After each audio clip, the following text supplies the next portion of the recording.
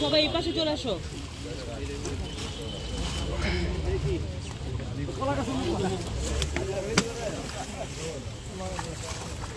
ঢেলা ছিল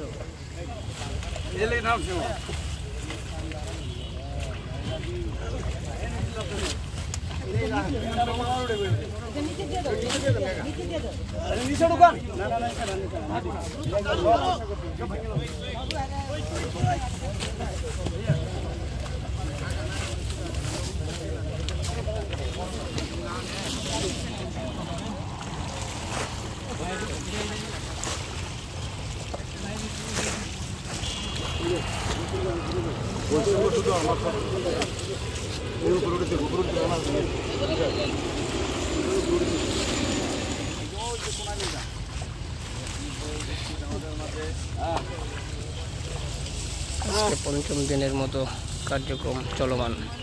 সমাজের প্রতি, এই রাষ্ট্রের প্রতি আমাদের সহ সকলেরই দায়িত্ব রয়েছে।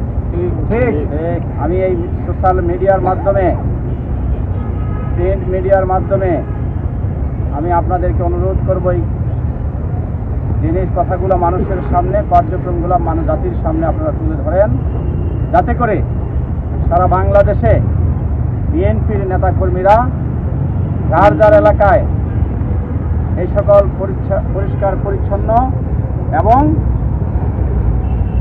মাসব্যাপী কর্মসূচিতে তারা অংশগ্রহণ করে। আমরা বিএনপির ছাত্রদল, যুবদল, স্বেচ্ছাসেবক দল, শ্রমিক দল, জাসাস, কৃষক দল, মহিলা দল সহ সকল অঙ্গ সংগঠন একযোগে একসাথে আমরা অংশগ্রহণ করি। আমি মনে করি অনেক ডুবানালা, খাল, বিল পরিষ্কার পরিচ্ছন্ন হয়ে যাবে।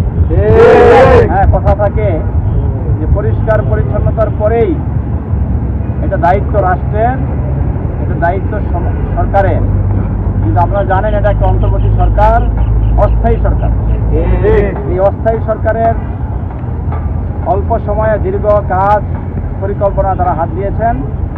ইতিমধ্যেই এই ডুবানালা, খাল, বিল পরিষ্কার পরিচ্ছন্ন এবং খনন কাজ পরিকল্পনায় এই সরকারের আছে, আমরা জানি তারা পরিকল্পনা নিচ্ছেন এবং দ্রুতই আমি তাদেরকেই ডক্টর মোহাম্মদ ইউনূসের এই অস্থায়ী সরকারের প্রতি অনুরোধ করব, এটা একটা মহা পরিকল্পনা, বিশেষ করে এই উত্তরায় অঞ্চলে গুরুত্বপূর্ণ এলাকা, এখানে যে খাল এবং ডোবা এবং নালা এগুলো থেকে মশা উপদ্রব তৈরি হয়ে সেটা উত্তরা ছড়িয়ে যায় বিভিন্ন এলাকায়, উত্তরখান, দক্ষিণখান বিভিন্ন এলাকায়, যা থেকে ডেঙ্গু মহামারী বিভিন্ন ধরনের রোগ তৈরি হচ্ছে। অতএব আপনি অস্থায়ীভাবে হলেও দ্রুত আপনি একটা পরিকল্পনা নিয়ে এই খাল বিল পরিষ্কারে এবং এটা মাটি খনন করে এই পার এবং খালের লেকের পারগুলা আপনি বনায়ন করেন সুন্দর করে, এবং যত্রতত্র কিছু গাছ আছে এখানে দেখা যায় বিভিন্ন ধরনের, এখানে আপনার অনেকে দখল করে ঘর করেছেন, বাথরুম তৈরি করেছেন, এই লেকের পারে দোকান করেছেন এবং বসবাস করছেন। এগুলা সিটি কর্পোরেশনের প্রশাসকের কাছে অনুরোধ করব আপনি দ্রুত এগুলো ভাঙার ব্যবস্থা করেন, করে একটা পরিকল্পনা নিয়ে এসে আপনাদের দায়িত্বটুকু আপনারা সঠিকভাবে পালন করুন। এবং বিএনপি বসে নেই, শুধু আমরাই কাজ করছি তা না, বিচ্ছিন্নভাবে সারা দেশে অনেকেই কাজ করছে। ইনশাল্লাহ আরও পরিকল্পনা মাফিক আমরা সামনে কাজ করব। আজকে আপনারা যারা এখানে দলেরকে ভালোবাসেন, তারেক রহমানকে ভালোবাসেন এবং বিএনপিকে ভালোবাসেন, আমি অনুরোধ করব আপনাদের একটু কষ্ট হলেও প্রতিদিন আমরা এরকম 10টার সময় থেকে আমরা যদি 2-1 ঘন্টা এই পরিষ্কার পরিচ্ছন্নতার কাজে অংশগ্রহণ করি এবং পরিকল্পনা মাফিক হচ্ছে কিনা সেটাই আমরা সাথে থাকি, তাহলে যারা শ্রমিক ভাইরা কাজটা করবে তারাও কোথায় ভুল করছে, কোথায় সঠিক হচ্ছে কিনা সেটা কিন্তু আরো সুন্দর এবং সুচারুভাবে হবে।